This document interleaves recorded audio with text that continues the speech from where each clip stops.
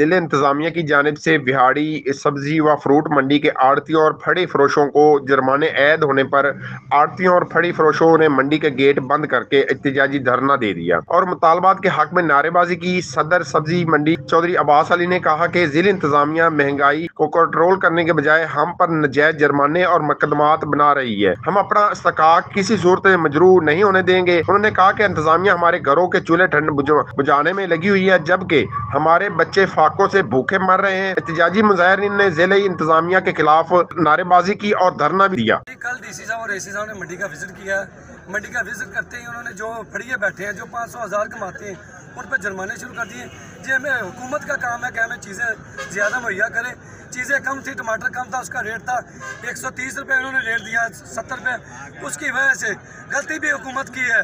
उस गलती की वजह से इन्होंने गरीब फड़ियों पर जुर्माने किए। जिन्होंने जुर्माने नहीं दिए उनको जेल भेज दिया है।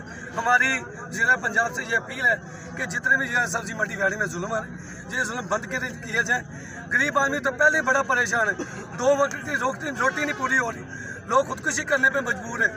जैसे ये दौर चल रहा है, हमारी फिर जिला पंजाब से ये अपील है जितने बिहाड़ी सब्जी मंडी के मामला थे फिल फौर हल किया जाए। जब तक हमारे मुतालबात पूरे ना किए जाएँ हमारा एहतजाज जारी रहेगा और हम सब्जी मंडी बंद करेंगे।